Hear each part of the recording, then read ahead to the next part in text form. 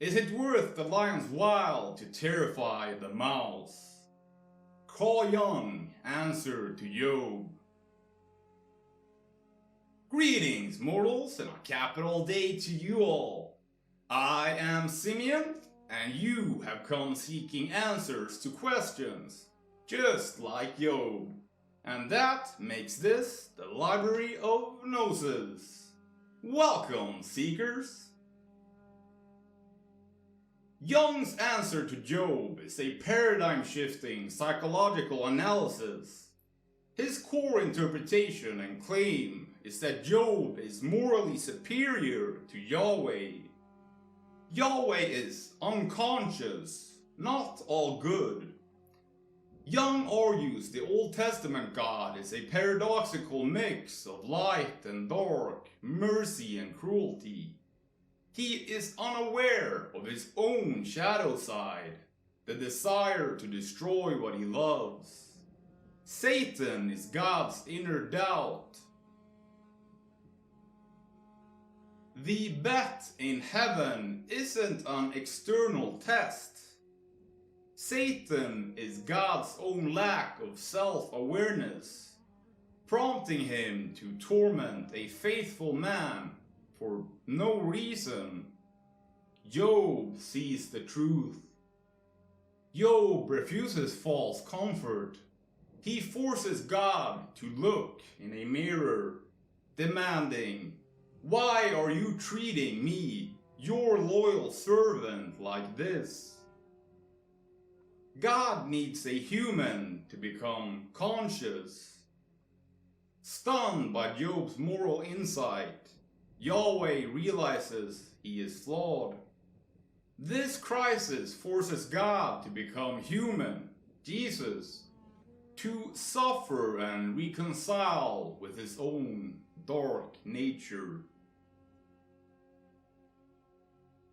The key takeaway is that Job doesn't need redemption. God does. Human consciousness serves as the instrument through which divine unconsciousness becomes aware of itself.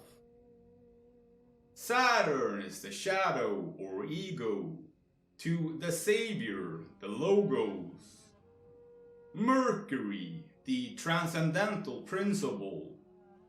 The demiurgos or demiurge. Demi means half, half-sized, partial.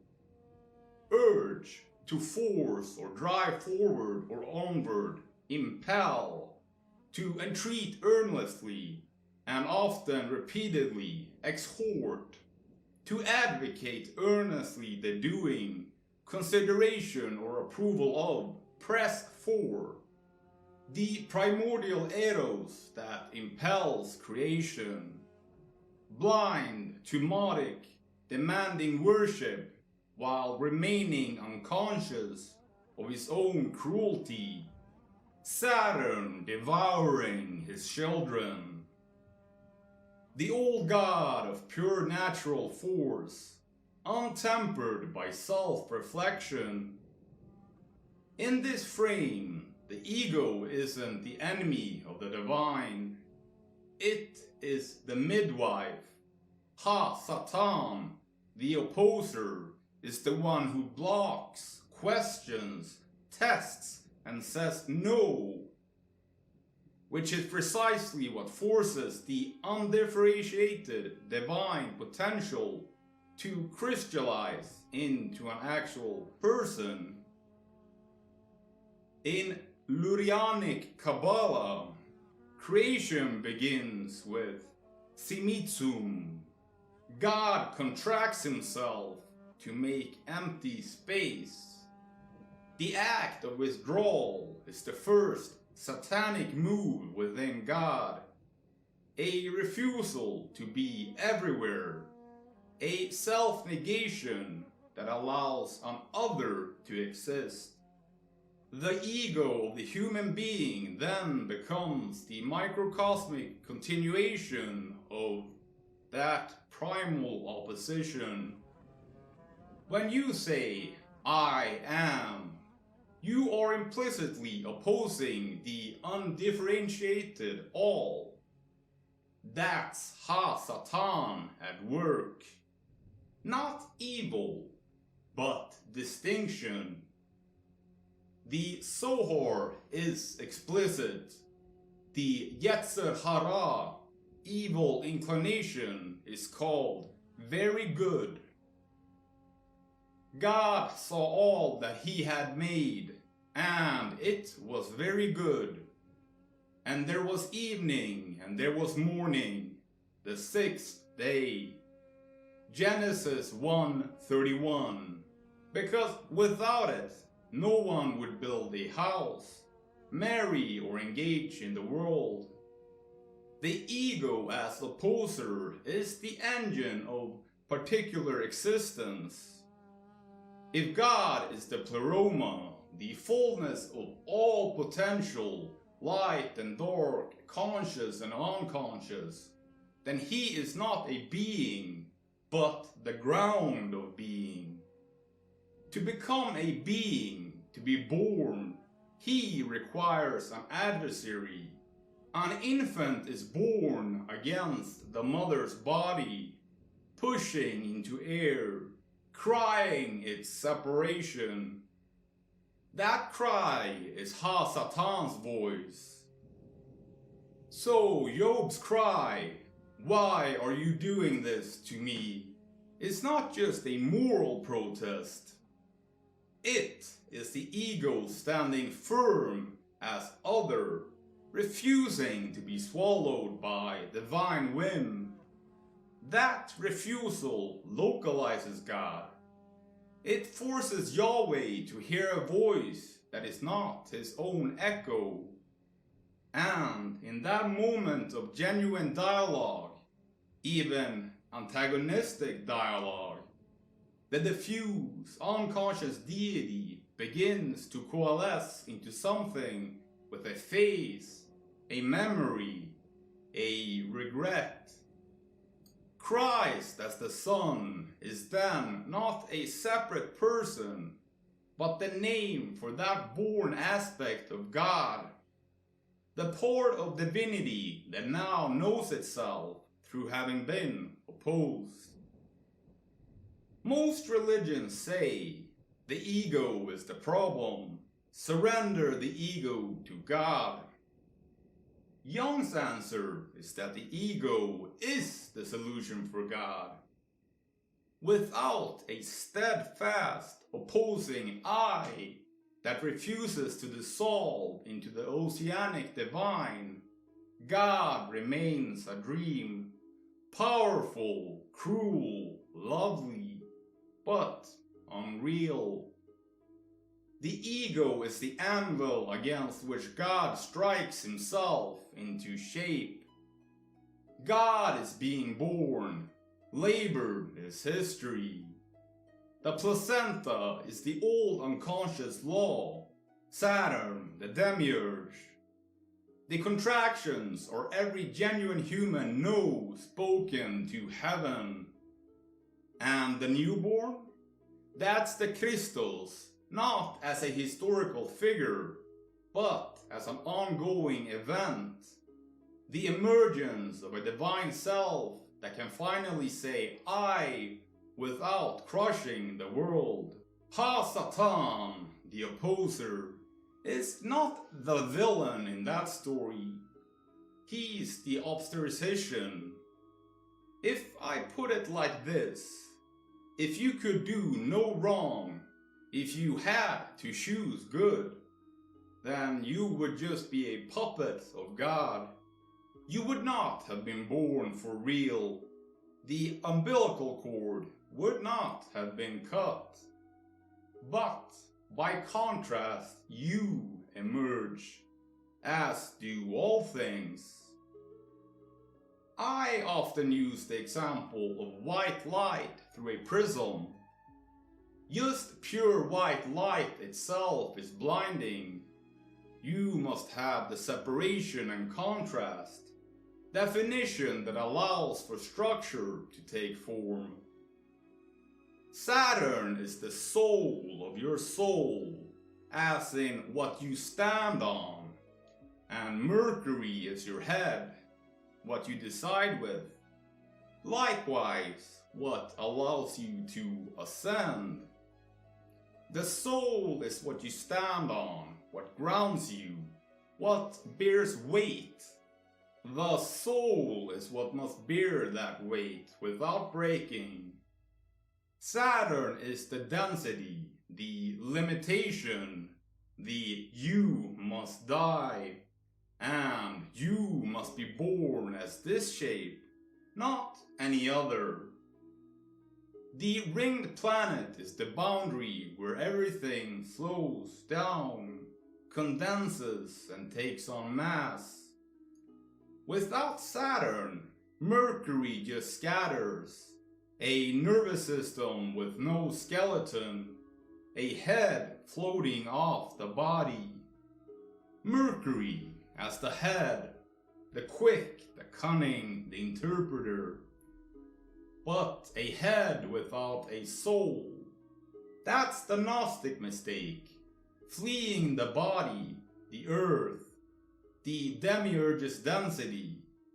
Jung would say you need both. Christ is the union, the logos, Mercury, incarnated into the flesh of Saturn. The eternal word accepting the ring of finitude. The deeper claim is that to be born for real means to stand on your own soul, to have your own weight, your own shadow, your own capacity to say, I will not. Ha Satan's job. That's not rebellion against God. It's the only way God gets a real conversation partner instead of a ventriloquist dummy. So the question left hanging. If Saturn is the soul, what is walking? The movement between birth and death. The steps that wear down the stone. That's you. Not God's puppet. Not God's opponent. God's ambulation. The divine learning to walk by falling again and again through human time. Nigredo, the blackening, the dissolution, the ash heap. This is Job on the dung heap. Saturn's weight pressed into total darkness. The prima materia reduced to its most putrefied, hopeless state. No light, no distinction, just the caput corvi, the raven's head, the death of the old form. In Nigredo, the ego is shattered. Job's friends offer false comfort, the albedo too early, a fake whitening. But real Nigredo doesn't skip to light, it stays in the rot. That's where Saturn rules, the soul of the soul, touching the absolute bottom. Without thorough Nigredo, no real birth. Albedo, the whitening, the mirror, the separation of pure consciousness. This is where Mercury ascends. The black mass is washed, the soul is separated from the body of death. Albedo is the lunar stage. Reflection, clarity, the albedo of Job's moral insight. I am innocent, and I see that you are unconscious. The mirror held up to Yahweh. This is the head emerging from the soul. But albedo alone is cold, sterile, too bright. It can become the Gnostic trap. Pure spirit looking down on matter. The light without the prism. Rubedo, the reddening. The union, the birth of the fiery self. This is the conjunctio, the marriage of Saturn and Mercury, soul and head, darkness and light, and the fire of sulfur. Rubedo is Christ as the Philus Philosophorum, the philosopher's child, the son born from the alchemical wedding. This is God as the realized self, not pure white light, blinding, not black rot, formless, but the red stone, the living gold. Job doesn't get Rubedo in the text. He gets his flocks doubled, but that's a pale symbol.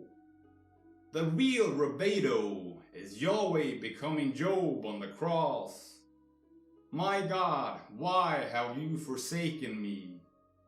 That cry is Negredo inside the deity himself, leading to the resurrection as Rubedo.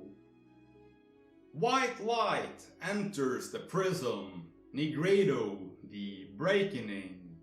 After passing through, we see the spectrum, albedo, the separation, which in turn creates out of the infinite spectrum of light a single living color that is yours.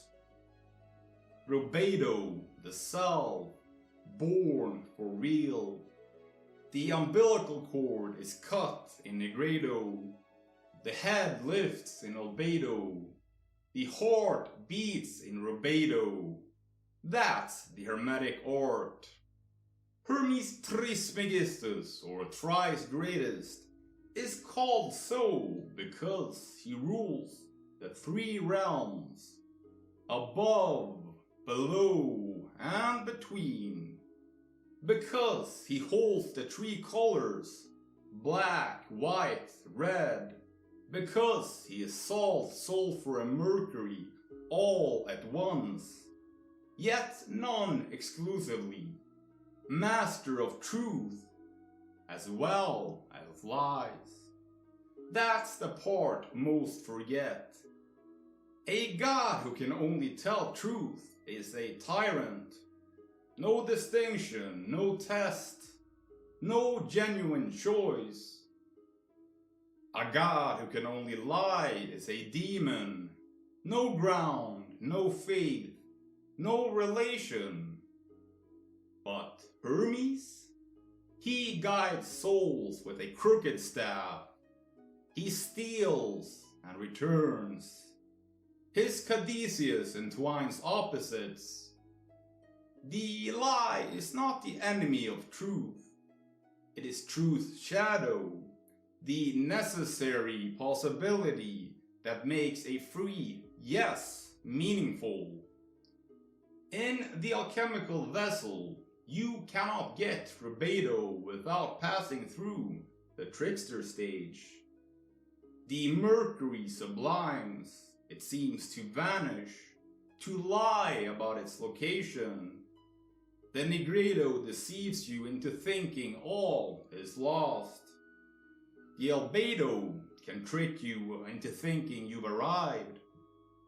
Hermes laughs at every premature certainty. So when I say he is master of all arts, not just the noble arts, but the base ones, the deceptive ones, the ones that look like failure. The Hermetic art includes the art of being wrong, the art of the dead end, the art of the lie that teaches what truth is not. That's why Jung could say answer to Job, because Yahweh needed Hermes. He needed the serpent in the garden, needed Satan as his own doubt, needed the trick of incarnation, needed a God who could tell a lie to himself long enough to become real. Christ greatest indeed. Once for truth, once for lie, once for knowing the difference, which is the only art that matters. The Alpha and the Omega, not 2 points on a line, but a single circle. The serpent eating its own tail. The Ouroboros. Alpha is the white light before the prism. Undifferentiated, total, blinding. God before Job. Unconscious, cruel. Magnificent, unborn. The beginning that is not yet a beginning, because there is no one to mark it. In alchemical terms, the prima materia, the chaos before the nigredo. In Saturn's terms, the ring unbroken, the soul before there is a foot to stand on it. Omega is the self that has passed through the whole work.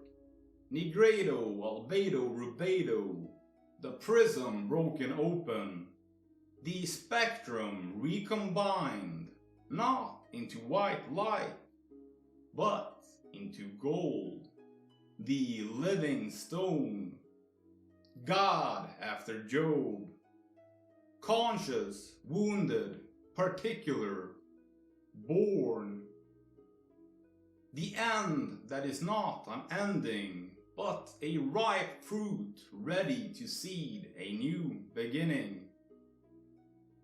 But here's the hermetic twist. Alpha and Omega are the same moment. The beginning is the end, because the Ouroboros has no mouth and no tail.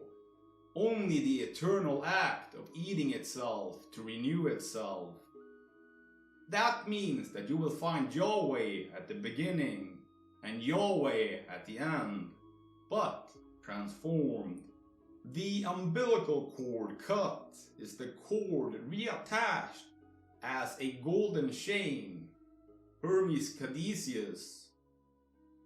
The prism that separates is the same prism that reunites, because separation is the only path to genuine union. Christ says, I am the Alpha and the Omega in Revelation. But Young's heresy is that Christ is not the exclusive name for that identity. Every self that completes the great work becomes a local Alpha Omega, the microcosmic Ouroboros, a little ring in the great ring. You emerge as to all things. The Omega of God is the Alpha of you, and your Omega, if you finish the work, feeds back into God's next Alpha. The serpent doesn't die, it just keeps eating. So the Hermetic art is never finished, and always finished in the same breath. That's the thrice greatest lie truth.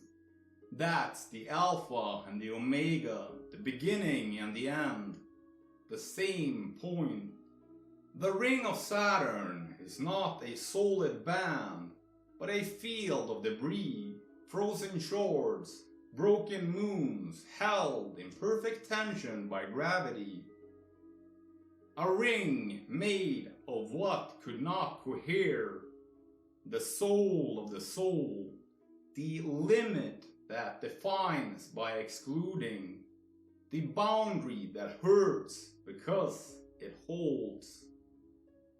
Saturn's ring is the Nigredo made visible, a crown of ice and rock, beautiful because deadly. The eye of Sauron, the lidless flame, the red-rimmed pupil searching endlessly over Mordor. That's the Demiurge's gaze. unconscious, hungry, totalitarian. It sees everything but understands nothing. It is pure sulfur without salt, pure desire without form, pure urge to dominate.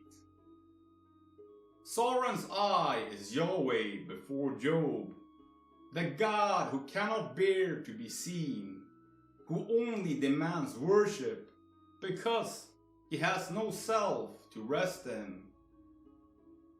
The ring he seeks to master is the ring of his own broken will. The Lord of the Rings, Sauron forced the one ring to rule the others. But the ring's power is invincibility, Mercury's domain, and corruption, the shadow of the urge. And the great irony Tolkien built, the ring can only be unmade in the fire where it was made. Mount Doom is the Robedo furnace, the same fire that forged the tyrant's tool becomes the crucible of liberation. And the ring's true master is not Sauron, but the humble bearer who carries it to the crack of doom.